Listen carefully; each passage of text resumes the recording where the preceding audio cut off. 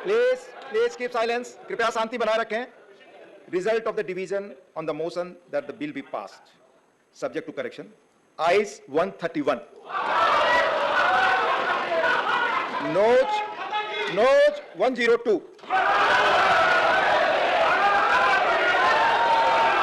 Please. The motion is adopted and the bill is passed.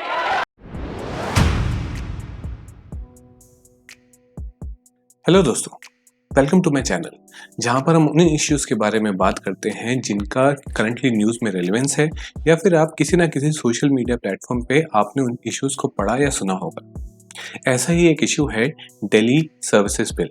वो actually act बन चुका है क्योंकि अब तक उस बिल जो बिल है उसको प्रेजेंट एसेंट मिल गया है, इस वजह से वो एक्ट बन गया है। बिल क्या होता है? जब पार्लियामेंट में किसी चीज़ को पेश किया जाता है तो उसको बिल कहा जाता है, और जब उसको अप्रूवल मिल जाता है तो उसको एक्ट कहा जाता है। तो इसलिए दिल्ली सर्विसेज एक्ट बन चुका है। अब सबसे पहले समझते हैं, ये इस एक्ट को समझने से पहले समझते हैं कि दिल्ली का करंट जो पोजीशन है वो क्या है। दिल्ली एक यूनियन टेरिटरी है विद अ स्पेशल स्टेटस। अब इस वर्ड को तोड़ने की कोशिश करते हैं। सबसे पहले यूनियन टेरिटरी क्या होता है? हमारा देश स्टेट्स और यूनियन टेरिटरीज के अंदर डिवाइडेड है। कुछ जगह जिनको स्ट्रैटेजिक लोकेशन माना जाता है, जैसे कि अंडमान निकोबार आइलैंड हो गया, लक्षद्वीप हो गया, दमन एंड दीव हो गया, जहाँ पर सेंट्रल गवर्नमेंट को ये लगता है कि ये जो है स्ट्रैटेजिक इंपॉर्टेंस की जगह है, इस वजह से उन जगहों को इंडियन गवर्नमेंट ने यूनियन टेरिटरी बना दिया और उसको central government directly lieutenant governor के थ्रू एडमिनिस्टर करती है। तो अंडमान निकोबार आइलैंड, लक्षद्वीप, दिल्ली, ये सब स्ट्रैटेजिक लोकेशन है और इनको यूनियन टेरिटरी बनाया गया है और इसको डायरेक्टली सेंट्रल गवर्नमेंट गवर्न करती है। अब दिल्ली क्या है? दिल्ली कैपिटल ऑफ इंडिया है। अब दिल्ली के अंदर जो है सारे एम्बेसीज के ऑफिसेस लोकेटेड हैं, फिर मिलिट्री एस्टेब्लिशमेंट है, इंटेलिजेंस एस्टेब्लिशमेंट है। तो इसलिए दिल्ली को एक स्ट्रेटेजिक लोकेशन माना गया। इसलिए जो हमारा कॉन्स्टिट्यूशन बना था उस टाइम पर नेहरू और अम्बेडकर जी ने ये सोचा कि इसकी स्ट्रेटेजिक इंपॉर्टेंस है, इसलिए दिल्ली को एक यूनियन टेरिटरी बनाया गया जो कि डायरेक्टली सेंट्रल गवर्न करती थी। लेकिन धीरे धीरे क्या होने लगा, इवन उस टाइम पर भी ये बात उठाई गई कि दिल्ली में बहुत बड़ा चंक ऑफ पॉपुलेशन रहता है। आज की डेट में दिल्ली की पॉपुलेशन 3.2 करोड़ है। उस टाइम पे भी उसकी पॉपुलेशन काफ़ी थी, तो उस टाइम पर बोला गया कि दिल्ली को स्टेटहुड मिलना चाहिए, क्योंकि एक आदमी के थ्रू, लेफ्टिनेंट गवर्नर के थ्रू इतनी बड़ी पॉपुलेशन को गवर्न करना बहुत मुश्किल होता है। तो इस वजह से स्टेटहुड की डिमांड उठना स्टार्ट हुई। तो ये डिमांड बढ़ती गई। इवन बीजेपी जो कि करंट रूलिंग गवर्नमेंट है, इसने इस डिमांड को बहुत ही प्रोमिनेंटली उठाया था। तो फाइनली 1991 में 69th कॉन्स्टिट्यूशनल अमेंडमेंट के थ्रू दिल्ली को एक स्पेशल स्टेटस दिया गया। स्पेशल स्टेटस क्या था कि वो यूनियन टेरिटरी रहेगी, लेकिन उसके अंदर एक लेजिस्लेटिव असेंबली या फिर विधानसभा बनाई गई। विधानसभा क्या होती है कि स्टेट गवर्नमेंट, जैसे पार्लियामेंट में एमपीज होते हैं, ऐसे ही स्टेट गवर्नमेंट के लेवल पर एमएलएज होते हैं। तो इसके अंदर 70 एमएलएज की एक लेजिस्लेटिव असेंबली बनाई गई जो कि लोगों को गवर्न करेगी। अब दिल्ली के अंदर जो हमारी जो इश्यूज थे जिसकी वजह से स्टेटहुड नहीं दिया जा रहा था, जैसे कि लैंड हो गया और हमारा पब्लिक ऑर्डर हो गया और पुलिस हो गया, इन सब इश्यूज को, क्योंकि जो इम्पोर्टेंट लोकेशंस हैं, जैसे कि हमारी एम्बेसीज हैं या फिर पार्लियामेंट खुद भी लोकेटेड है, या फिर हमारे मिलिट्री एस्टेब्लिशमेंट हैं, इंटेलिजेंस एस्टेब्लिशमेंट्स हैं, उन सबको इस चीज़ से स्टेट गवर्नमेंट के परव्यू से बाहर रखने के लिए जो 3 सब्जेक्ट थे, जो कि लैंड हो गया, पब्लिक ऑर्डर हो गया और पुलिस है, उन चीज़ों को बाहर रखा और ये कहा गया इनके अलावा जो भी मैटर स्टेट लिस्ट में है उनके ऊपर ये लेजिस्लेटिव असेंबली या विधानसभा लॉ बना सकती है। अब स्टेट लिस्ट क्या होती है कि जैसे हमारे कॉन्स्टिट्यूशन में प्रोविजन है कि पार्लियामेंट जो है वो सेंट्रल लिस्ट में यूनियन लिस्ट के ऊपर लॉ बना सकती है, ऐसे ही जो स्टेट है वो स्टेट लिस्ट पर लॉ बना सकती है। इस तरीके से सब्जेक्ट्स को डिवाइड किया गया। तो जो लेजिस्लेटिव असेंबली ऑफ दिल्ली जो बनाई गई इन 1991, उसके बाद सारी पावर थी स्टेट गवर्नमेंट की, एक्सेप्ट 3 सब्जेक्ट जो मैंने आपको बताया, land, police and public order. तो ये सब चीज इस तरीके से अब स्टेट गवर्नमेंट चलती थी, दिल्ली की स्टेट गवर्नमेंट। अब इश्यू कहाँ पर आया? इश्यू आया कि सर्विसेज के ऊपर कंट्रोल किसका होगा। जब अरविंद केजरीवाल चुन के आते हैं तो इनके बहुत सारे कन्फ्रंटेशन होते हैं सेंट्रल गवर्नमेंट के साथ। वो इसलिए होते हैं क्योंकि ये एस्टेब्लिशमेंट से बाहर से आए हुए थे और अचानक से आए और उसको जीत कर आ गए। तो he was not like a regular politician. तो इनके बहुत सारे कन्फ्रंटेशन होने लगे। तो ये कन्फ्रंटेशन बढ़ते बढ़ते सुप्रीम कोर्ट चला गया। सुप्रीम कोर्ट ने मई 11 इसी साल के मई 11 2023 को एक जजमेंट दिया, जिसमें ये बोला कि जो सर्विसेज हैं वो स्टेट गवर्नमेंट के अंडर आने चाहिए, एक्सेप्ट थ्री जो सब्जेक्ट बताया गया था, जैसे कि लैंड, पब्लिक वाटर और पुलिस, जो कि ऑलरेडी स्टेट गवर्नमेंट के परव्यू से बाहर है। इसके अलावा जो भी सर्विसेज से रिलेटेड मैटर्स हैं वो स्टेट गवर्नमेंट के अंदर आएंगे। अब सर्विसेज में सबसे ज़्यादा इंपॉर्टेंट होता है किसी भी ऑफिसर की पोस्टिंग करना, अपॉइंटमेंट करना, उसका ट्रांसफ़र पोस्टिंग करना या उसका सस्पेंशन करना। ये सब अब किसके अंडर आ गया? ये स्टेट गवर्नमेंट के अंडर आ गया as per supreme court order. लेकिन जो सेंट्रल गवर्नमेंट है वो मई 19 को एक और ऑर्डिनेंस ले आती है, जिसके अंदर ये बोलती है कि जो सुप्रीम कोर्ट के डिसीजन को ओवरटर्न करते हुए ये बोलती है कि जो सर्विसेज हैं, जो ट्रांसफर पोस्टिंग ऑफ ब्यूरोक्रेट्स हैं जो कि गवर्नमेंट में काम करते हैं, उनके ऊपर लेफ्टिनेंट गवर्नर का रूल रहेगा, उनकी अथॉरिटी रहेगी। फिर अब इस तरीके से ये कन्फ्रंटेशन आगे बढ़ती है। अब फाइनली ये जो ऑर्डिनेंस था, ऑर्डिनेंस क्या होता है कि जब पार्लियामेंट सेशन में नहीं है तो वो कोई एक्ट या बिल नहीं बना सकती। इस वजह से एक टेम्परेरी मैकेनिज्म बनाया गया है जिसके थ्रू आप ऑर्डिनेंस बनाते हैं। तो ऑर्डिनेंस क्या होता है कि जब पार्लियामेंट में नहीं है तब आप कोई एक्ट ले आते हैं, वो चलता रहता है, और जब पार्लियामेंट फिर से बैठती है, जब सेशन होता है पार्लियामेंट का, तब उस ऑर्डिनेंस को दोबारा लाया जाता है और फिर उसको पास किया जाता है पार्लियामेंट के थ्रू। तो ये ऑर्डिनेंस जो है अब जाकर ख़त्म किया गया और उसकी जगह एक दिल्ली सर्विसेज बिल लाया गया। क्या है इसके प्रोविजंस? इसका प्रोविजन ये कहता है कि जो सर्विसेज का कंट्रोल है वो एक अथॉरिटी के पास रहेगा। वो अथॉरिटी क्या होगी? उस अथॉरिटी के अंदर 3 मेंबर रहेंगे। इसको कहते हैं national capital civil service authority. इसके अंदर 3 मेंबर रहने वाले हैं, एक जिसका चेयरपर्सन होगा हमारा सीएम, जैसे कि अरविंद केजरीवाल। इसके साथ जो कैबिनेट जो चीफ सेक्रेटरी होते हैं स्टेट का, वो रहेंगे, और प्रिंसिपल होम सेक्रेटरी रहेंगे। लेकिन यहाँ पर एक कैच है, क्योंकि सेंट्रल गवर्नमेंट ने इस लॉ के साथ ये बोल दिया है कि ये जो 3 लोग हैं, इसमें से अगर 2 लोग भी प्रेजेंट हैं तो वो लोग जो है वो अथॉरिटी में बैठकर अपने डिसीजन ले सकते हैं। अब इस अथॉरिटी के पास क्या क्या पावर्स हैं? इस अथॉरिटी के पास है कि जो ग्रुप ए ऑफिसर्स हैं उनकी ट्रांसफ़र पोस्टिंग करना, उनका सस्पेंशन देखना, उनका अपॉइंटमेंट करना। तो मतलब कि सारी सिविल सर्विसेज की जो पावर है वो इस अथॉरिटी के अंदर दे दी गई है। तो प्राइमा फेसी ऊपर से लगता है कि सीएम का इसमें रोल है, लेकिन इसके अंदर 2 लोगों को ये पावर देकर कि वो जो है डिसीजन ले सकते हैं with in the absence of CM. तो उससे ये लगता है कि वो 2 ब्यूरोक्रेट्स जो हैं वो without the presence of CM भी डिसीजन ले सकते हैं। तो इनफेक्टिव जो आप गवर्नमेंट है जो कि दिल्ली को गवर्न कर रही है, उसका ये कहना है कि ये जानबूझकर ऐसा किया गया है। सेंट्रल गवर्नमेंट अपने 2 लोगों को अपॉइंट करेगी इन पोजीशंस पे, और उसके थ्रू विदाउट सीएम प्रेजेंस वो अपने ऑफिसर्स का अपॉइंटमेंट ट्रांसफर पोस्टिंग कर सकती है। तो ये तो एलिगेशंस हो गया हमारा स्टेट इसका आप गवर्नमेंट का। लेकिन यहाँ पर एक और चीज़ भी है कि मान लीजिए कि अगर आपने सीएम की प्रेजेंस को मैंडेटरी कर दिया, ठीक है, कमीशन के अंदर, और कुछ ऐसा हो जाता है कि किसी ऑफिसर को अर्जेंटली हटाना है या वो कुछ ऐसा काम कर रहा है जो कि अनकॉन्स्टिट्यूशनल हो या इलीगल हो, तो उसको हटाने के लिए अगर सीएम ही अड़ जाए कि नहीं मैं उसको नहीं हटाने दूंगा, तो वो मीटिंग में आना ही बंद कर दे। तो इस वजह से ये प्रोविजन बनाए जाते हैं। हालांकि अभी प्राइमा फेसी ये लगता है कि जो सीएम है उसकी पावर्स को कर्टेल किया गया है। इसके बाद ये अथॉरिटी जो है ये अपने रिकमेंडेशन किसको भेजेगी? लेफ्टिनेंट गवर्नर को। और लेफ्टिनेंट गवर्नर जो है उसको एक और पावर दे दी गई है कि he is not bound by the advice of this authority. मतलब कि अगर कोई डिसीजन इस अथॉरिटी ने लिया है रिगार्डिंग सस्पेंशन या अपॉइंटमेंट ऑफ एनी ऑफिसर, तो उसको ओवरटर्न करता है एलजी, उसको मानने से मना कर सकता है।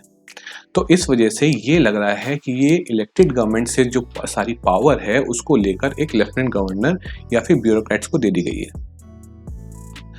इसके अलावा एक और चीज़ की गई है कि जो कमीशन अपॉइंट होती थी, जैसे कि आपने अगर कुछ टाइम पहले देखा हो कि जेएनयू के अंदर कुछ स्टूडेंट्स की आपस में लड़ाई हुई थी, तब अरविंद केजरीवाल ने बिकॉज ऑफ पॉलिटिकल रीज़न या जो भी रीज़न हो एक जुडिशियल कमीशन अपॉइंट कर दिया था कि वो इस वायलेंस को देखेगी।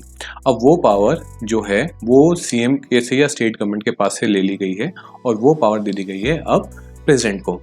और प्रेसिडेंट के पावर का मतलब है सेंट्रल गवर्नमेंट को, क्योंकि president act on the aid and advice of council of ministers at the centre. तो अब वो कमीशन भी अपॉइंट नहीं कर सकते अरविंद केजरीवाल, या किसी जुडिशियल कमीशन जो अपॉइंट करते किसी इशू पे, वो नहीं कर सकते। जैसे कि जब दिल्ली वायलेंस हुआ था, दिल्ली राइट्स हुए थे, तब भी अरविंद केजरीवाल ने एक जुडिशियल कमीशन अपॉइंट किया था, अब वो पावर भी ली जा चुकी है। तो ये तो है आपका दिल्ली सर्विसेज एक्ट, जिसके अंदर आपको भी जैसे मैंने समझाया कि जो ब्यूरोक्रेट्स हैं उनके ऊपर जो कंट्रोल है वो सेंट्रल गवर्नमेंट का हो गया है, या फिर कहना पड़ेगा कि एलजी का कंट्रोल हो गया है। जो इलेक्टेड गवर्नमेंट है उसका अब इनके ऊपर कोई रोल नहीं रहा है इफेक्टिवली। अब इसके थोड़े से क्रिटिसिज्म के बारे में बात कर लेते हैं। सबसे पहला क्रिटिसिज्म है यहाँ पर अकाउंटेबिलिटी की बात। अकाउंटेबिलिटी क्या होती है? अकाउंटेबिलिटी ये होती है कि हमारी जो डेमोक्रेसी है उसको रिप्रेजेंटेटिव्स कुछ होते हैं जो चुनकर हमारी पार्लियामेंट या विधानसभा में जाते हैं। मान लीजिए आपके कोई एरिया का एमएलए है, आपके पास वो आके प्रोमिस करता है कि मैं आपके एरिया में ये कर दूंगा या वो कर दूंगा, तो आप उनको वोट देकर अपना उनको आप चुन करके भेजते हैं। अब जब वो चुन करके आते हैं, अगर वो काम नहीं हो रहा है तो आप उस एमएलए के पास या मिनिस्टर्स के पास जाते हैं और ये बोलते हैं कि आपने चुनाव में ये वादा किया था और अब आप इस वादे को पूरा कीजिए। अब जो मिनिस्टर है वो अपने जो काम है वो किसके थ्रू कराता है? वो ब्यूरोक्रेट्स के थ्रू कराता है।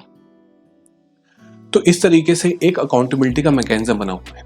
लेकिन यहाँ पर ये जो अकाउंटेबिलिटी में जो मिनिस्टर ब्यूरोक्रेट्स के थ्रू अपना काम करा सकता था, उसको उसकी जो पावर है नलीफाई करी गई है।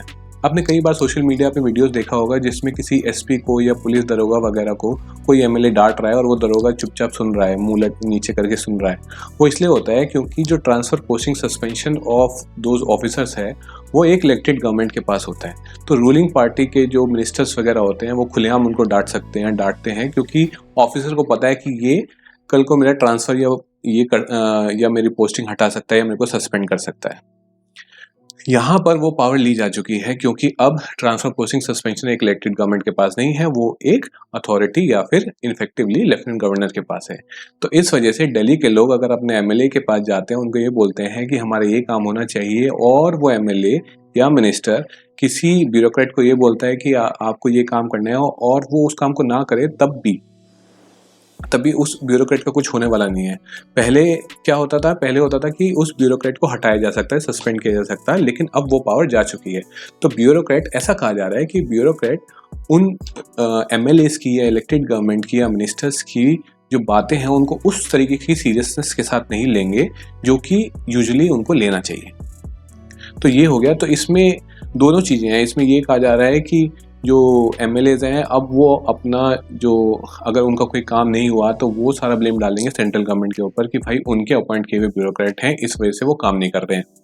या फिर वो अगर वो काम करना चाहते हैं तो ब्यूरोक्रेट उनकी जो डिसीजंस हैं उनको सीरियसली नहीं लेंगे।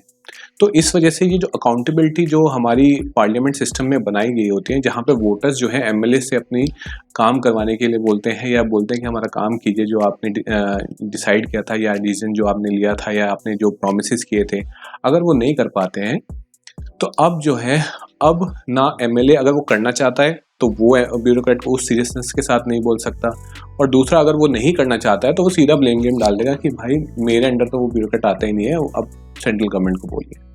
तो इस तरीके से जो है आई थिंक जो दिल्ली की जनता है वो सफ़र करेगी। फिर सेकंड है कि एक फेडरल स्ट्रक्चर है। फेडरलिज्म क्या होता है कि जो हमारा जो सेंटर है वो स्टेट्स के अंदर डिवाइडेड है, स्टेट्स को कुछ पावर दी गई है और उन पावर्स को स्टेट गवर्नमेंट अपना यूटिलाइज करेगी और सेंट्रल गवर्नमेंट उसके अंदर इंटरफेयर नहीं करेगी। ऐसा कई बार आपने देखा होगा कि जैसे कोई सेंट्रल एजेंसी है, मान लिया इनकम टैक्स अथॉरिटी है, और उसको पुलिस ने बॉर्डर पे रोक दिया और आगे नहीं जाने दी जा रही है। ऐसा इसलिए क्योंकि पुलिस जो है वो स्टेट गवर्नमेंट के एब्सोल्यूट कंट्रोल में आती है। तो ये कहा जा रहा है कि यहाँ पर central government through an act Delhi government के जो फेडरल जो उसकी पावर्स हैं उसके अंदर इंटरफेयर करना चाह रही है। तो इस वजह से इसको अनकॉन्स्टिट्यूशनल बोला जा रहा है। हालांकि अब ये जो एक्ट है इसको Delhi government I think supreme court के अंदर चैलेंज करेगी और देखते हैं कि वहाँ पर डिसीजन क्या आने वाले हैं। अब दूसरा पॉइंट, जो सेंट्रल गवर्नमेंट है, जो बीजेपी गवर्नमेंट है, उनके जो आर्ग्यूमेंट्स हैं, मुझे अभी तक उनके आर्ग्यूमेंट में ऐसा कुछ भी नहीं दिखा जिससे कि ये कहा जा सके कि हाँ ये एक्ट लाने की ज़रूरत थी।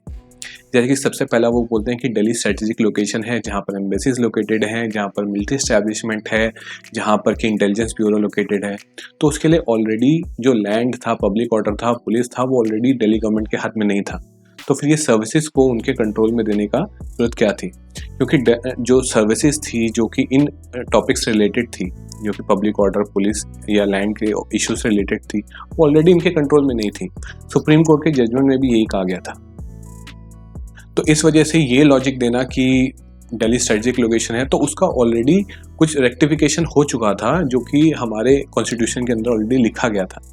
तो ये मुझे एक जस्टिफिकेशन जो इनका सेंट्रल गवर्नमेंट का, जो अमित शाह जी ने भी पार्लियामेंट में दिया, मुझे नहीं लगता कि ठीक जस्टिफिकेशन। फिर इसके बाद एक जस्टिफिकेशन ये दिया गया कि जब ये डिसीजन आया तो जानबूझ के अरविंद केजरीवाल ने जो विजिलेंस सेक्रेटरी था उसको हटाकर उसको फाइल का एक्सेस लेने की कोशिश की, इस वजह से लॉ लाए। तो यहाँ पर भी कुछ मेरिट ऑफ द केस नहीं लगता है। मान लीजिए कि उन्होंने अगर ऐसा करने की कोशिश भी की, तो जितनी भी स्टेट गवर्नमेंट हैं उन सब के अंडर विजिलेंस डिपार्टमेंट आता है और उनका उनके ऊपर एब्सोल्यूट कंट्रोल रहता है। तो कल का आप बोलेंगे कि जो विजिलेंस मैटर्स उनको दबाने के लिए स्टेट गवर्नमेंट जो है विजिलेंस सेक्रेटरी को हटा रही है या नया अपॉइंट कर रही है, तो इसलिए ये तो नहीं है कि आप उनकी जो है सर्विसेज की पावर, जो स्टेट गवर्नमेंट की सर्विसेज की पावर, उनको ले लिया जाए। तो यहाँ पर भी मुझे नहीं लगता कि इनका ये रीज़न को ठीक है, जो कि इस एक्ट को जस्टिफाई करता है कि हाँ, हमें ये एक्ट लाना चाहिए था। फिर दूसरा एक और चीज़ यहाँ पे ये बोली जाती है कि जो दिल्ली गवर्नमेंट है वो एनार्किस्ट है, मतलब आप गवर्नमेंट जो है अरविंद केजरीवाल, वो एनार्की की तरह काम करते हैं। वो ऑलरेडी एक इलेक्टेड चीफ मिनिस्टर हैं, पिछले 9 सालों से वो एक सीएम की पोजीशन पर हैं, 9 सालों से वो काम कर रहे हैं। क्या आप, मुझे नहीं, ऐसा कुछ भी नहीं लगा कि उन्होंने कुछ एनार्की वाला ऐसा कुछ काम किया है कि जिसकी वजह से हमारी जो कहते हैं फ्रीडम, या फिर हमारी जो पब्लिक सेफ्टी है, या फिर हमारा कुछ कॉन्स्टिट्यूशन के ऊपर कुछ ऐसी चीज़ वो कर रहे हो कि जो कि ग्रेवली हमारे देश की सिक्योरिटी रीजंस में आ रही हो, या उन्होंने कुछ एनार्की फैला दी हो जिसकी वजह से हमें ये लगे कि हाँ, इस गवर्नमेंट को हटाना चाहिए। अभी तक मुझे ऐसा नहीं दिखा। तो यही सब रीज़न दिए जा रहे हैं कि गवर्नमेंट एनार्किस्ट है, वो जानबूझ के अपने करप्शन को छुपाना चाह रही है। तो वो हर गवर्नमेंट करती है, अगर करप्शन किया है नहीं किया है, लेकिन हर गवर्नमेंट अपने करप्शन को छुपाने की कोशिश करती है। उसके बेसिस पर आप ये एक्ट तो नहीं ला सकते। तो मुझे अभी तक जो गवर्नमेंट की साइड से ऐसा कोई भी वैलिड रीज़न मुझे अभी तक समझ नहीं आया जिसकी वजह से इस एक्ट को जस्टिफाई किया जा सके। बाकी अगर आपको लगता है कि मैंने यहाँ पे कुछ मिस आउट किया है या कोई ऐसा पॉइंट है जो कि यहाँ पर मेंशन होना चाहिए, you do mention in the comments and I will take a feedback.